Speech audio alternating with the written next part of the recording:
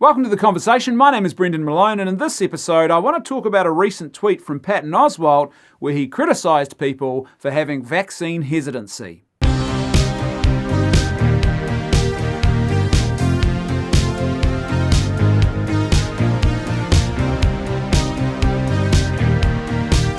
So comedian and actor Patton Oswalt recently tweeted the following. When the polio vaccine dropped in 1955, people lined up to get it, and we were 2 years away from artificial satellites. Now in 2021, we carry external world brains in our pockets, and there's robots on Mars, and idiots think the vaccine is full of wizard poison. Now, for those who are wondering, the reason why I've blurred out and I'm not mentioning the C word, that problem that we've had since last February, that issue that's affected the whole entire planet that we've all been grappling with, and it's completely upended and changed life as we know it. Well, the reason I'm not going to mention that word is because this video is going onto YouTube, and it's a bit of a lottery at the moment as to whether or not your video will be blacklisted or possibly even banned for mentioning that word. It's anybody's guess. No one knows why videos are being treated that way, but they are. So I'm not going to mention that word specifically, but you all know what I'm talking about. The point is here that it's not really so much about that anyway. It's just about societal trust and societal hesitancy, really, to do what authorities are asking of people. That's the broader, bigger issue here. The issue of hesitancy to take a particular course of action, in this case related to getting vaccinated. So why is it that people would have this hesitancy? And there's something here you'll notice straight away about Patton Oswalt's tweet, and that is that he has set up a bit of a false dichotomy here.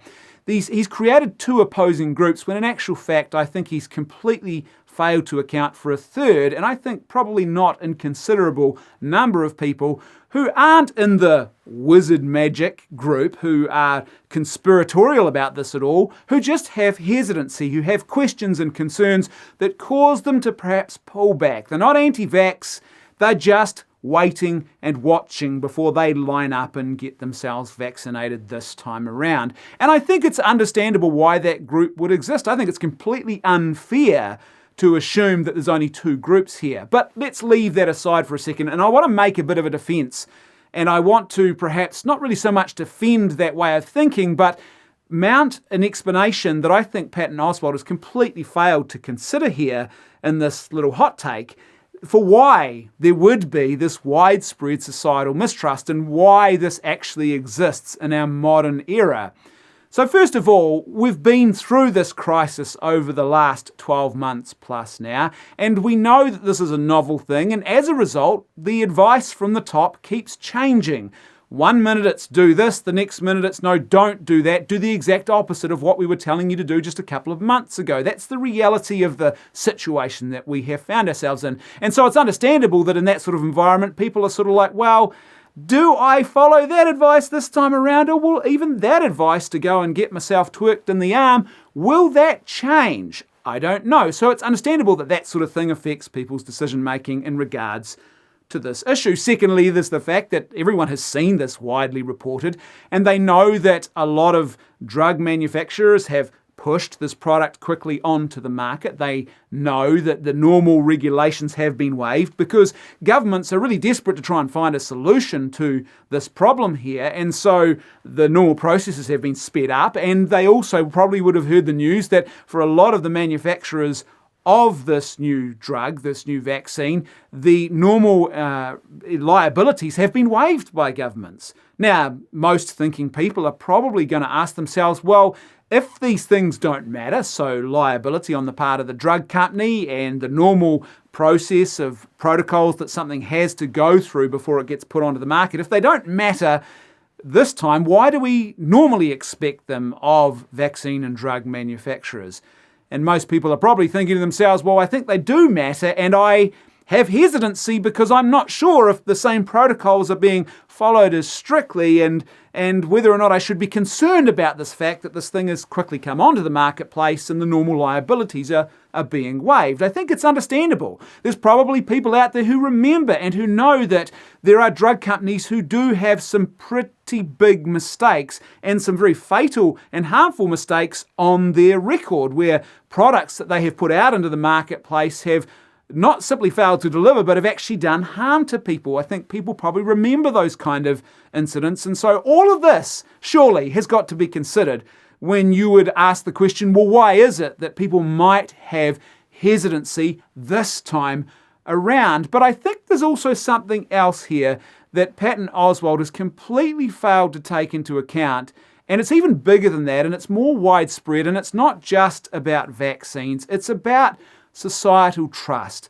Trust on the part of the public in general, of institutions in general. You see, the thing is, despite the fact that corporations manufacture products and they try and sell those products to us with all sorts of marketing jargon and all sorts of spin about how this is a holistic, person-centered product, that seems to be the sort of, the thing of the day, ethical, person-centered, community-focused products. At the end of the day, people, I think, instinctively know that corporations don't exist for our well-being. They exist to make money by selling us stuff, and we all instinctively know now that the more money that's at stake, the more of a corrupting influence that can be when it comes to decision-making within a corporation. I think people also know instinctively now that governments, despite the fact that they would claim otherwise, they're not really as focused on our personal well-being as they are on their own political power and clinging on to that and keeping hold of that. And we've seen plenty of scandals, and even in recent decades, that highlight why governments and trustworthiness often don't go together. That's the sort of nature of politics. But there's something really big that happened after 1955, when you'd probably say that trust in government and institutions was at a high. And there's a couple of things that happened in the United States that make it understandable why today a lot of people would actually have mistrust. The first of those incidents happens in the late 60s and early 70s, and that is the Vietnam War. And the Vietnam War affects really the baby boomers directly. They're the ones who are going off to actually fight in that war. And all of a sudden you have this situation for a lot of people, their trust in the government is stretched to breaking point because you've got a government that's sending them off to a foreign country to die in a war, or to be seriously maimed in that war, or to return home from that war as people who are not lauded and celebrated, but who are spat on in the streets, and often a lot of them coming back as drug addicts as well. And so for a lot of people, that event, that incident, all of a sudden completely blows out of the water any trust they had previously, and probably, I would say, as I said, at a pinnacle in the 1950s, in the government actually being invested in your well-being. This is very different from what was going on in World War II and this altruistic focus on fighting a battle to save the world from great evil.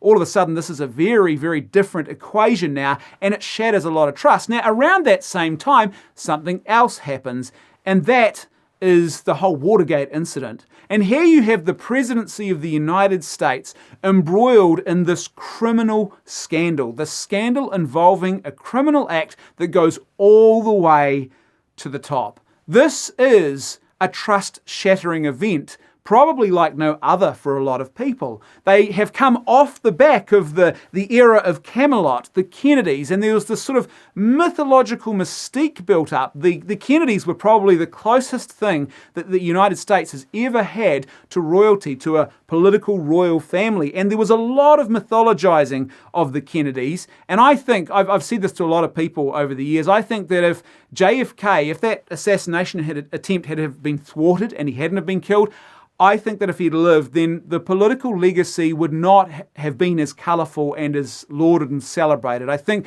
there would have been a lot more of a critical and rational analysis of that actual legacy and his personal moral failings, because I think the leadership and moral failings would have started to come to light and become a bit more stark and more apparent to people. But as a result of what happened there's a certain mythology that developed, and there's a sort of mystique about the Kennedys. And really, when you think about it, because they are masters of rhetoric, the Kennedy family, there's a sense of like, this is the pinnacle in the United States for trust in the government, and the idea that the government and our politicians are really working hard, and that they can bring this vibrant, new, world-changing, I guess, utopia-building way of doing things to politics. But that is all completely blown out the window and is completely destroyed when Watergate happens not long after that.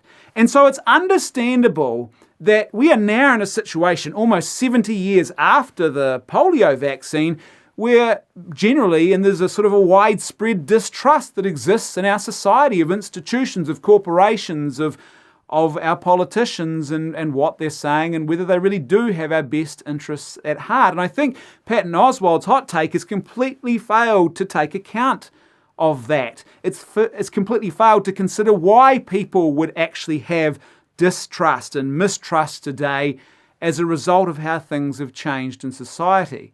Can I suggest a better course of action? I think perhaps the better way forward is, what about if we just stop gloating?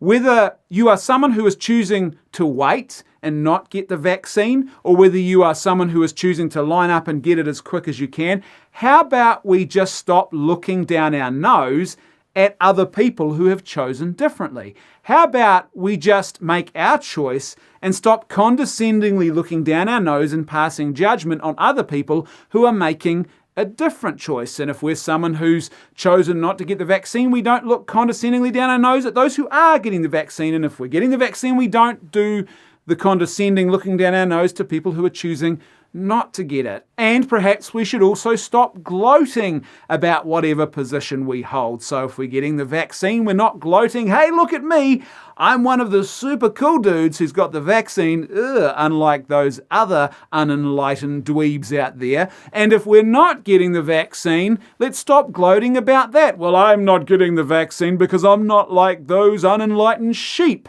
out there. So perhaps if we stopped with all the tribalism and all the condescending hot takes and actually took a step back and maybe considered the situation a bit more clearly and more critically, unlike what Patton Oswalt has done with this tweet, I would argue, then maybe, just maybe, we realise that things are a little bit more complex. This is not really as black and white as some people would like it to be or want it to be. And so therefore, we need to actually just lay off the judgment calls, carefully, critically evaluate the situation for ourselves, make a decision, and then just move on with life and everything will come out in the wash. Thanks for watching this episode of The Conversation. Don't forget to like, share, and give this video a thumbs up. That all helps the channel. And wherever you're watching, please subscribe. If you're on YouTube, don't forget to hit the little notifications bell as well. That way you'll get updated about every new piece of content that we publish. A huge thank you to everyone who is supporting us at patreon.com/leftfootmedia. For as little as $1 a month, you can help to ensure that this great content keeps happening. So that's patreon.com/leftfootmedia. As little as $1 a month or as much as you'd like to contribute. And a huge thank you, as I said, to everyone who made today's episode possible. You guys are awesome. I'll see you next time on The Conversation.